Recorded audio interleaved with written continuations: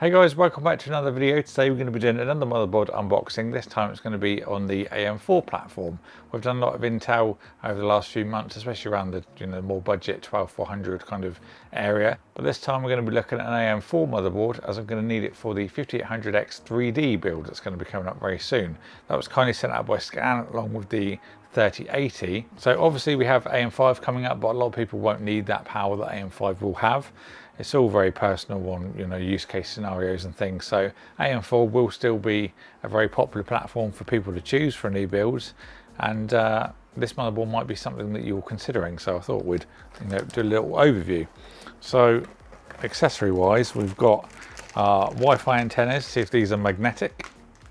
They are indeed, very nice. So accessories, we have instructions, quick start guide, there's some stickers as you generally get with all of the ASUS boards. Still got driver CDs, really. There's a single-sided M.2 little pad, some SATA cables, one of which is right angled, and then we've got a padded IO shield as well. So TUF gaming series from ASUS, so they're the more kind of affordable range. Then you've got the Strix and then the ROG. They do have some orange accents, as you can see. Same with the TUF series cards, they have a little bit of orange on them. I think I might actually use a Team Group Vulcan. They have some orange RAM that will probably go absolutely perfectly as well. Of course, if you really fancy it, you could always paint over these. I think if they were white, they'd look quite nice. They'd definitely pop from the rest of the board. But anyway, a bit of tangent. So we've got a nice heatsink along the top for our VRMs, MOSFETs, and our power delivery. This is a 12+2. I believe I saw on the box, and we have got our 8-pin at the top and then also a 4-pin additional. There is a CPU fan, there's also an additional one to the right of that. We've got a 12-volt RGB header. Let's look for other fan headers while we're here. So we've got channel fan 3 down the bottom, also number 2.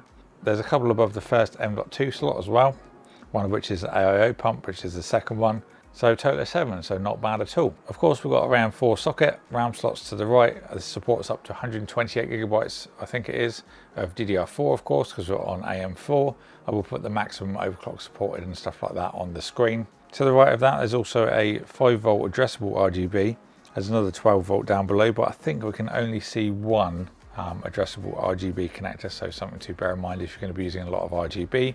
You can obviously split it out into adapters should you need them. Well, we've got our 24-pin power, USB-C connection, which is USB 3 Gen 2. There's 4 right-hand SATA ports should you use any external drives. There's also 4 more down the bottom should you need them. We've got our top NVMe slot, which is PCIe Gen 4. There's also got one of their quick install latches as well, so very easy to install your drive. You can move that along as well if you want to use up to 110mm drive.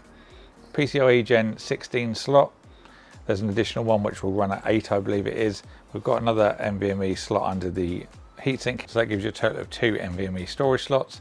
We've got some additional PCIe X1 lanes as well, should you want to use anything like a sound card. There's some USB 2 ports down at the bottom, so especially good if you're using maybe like a Corsair AIO that uses a USB 2 header for the pump. There's a USB 3.2 Gen 1 header for some USB 3A ports. Nice heatsink as well here. There's a bit of protective plastic on it, but I'll leave that on for now. No active fan on this one. Some boards do have them, but some of the later generations generally don't. For rear I/O, we've got a BIOS flash button, which is very handy to have. 2 USB 3s and a PS2 port if you want to do any serious overclocking. PS2 is always the most reliable way to go, which is a bit strange to say, but it's true.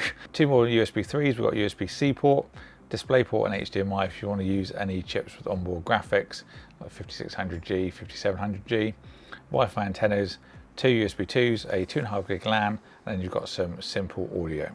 Like I said, I'm going to use this board with the 5800X 3D.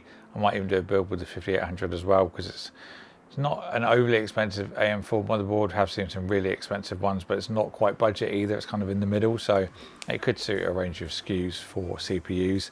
And then, like I said, we're going to pair it with the TUF 3080 as well, so they'll go together very, very well. So that was a quick look at the ASUS X570 Pro Wi-Fi 2. Hope you enjoyed the video.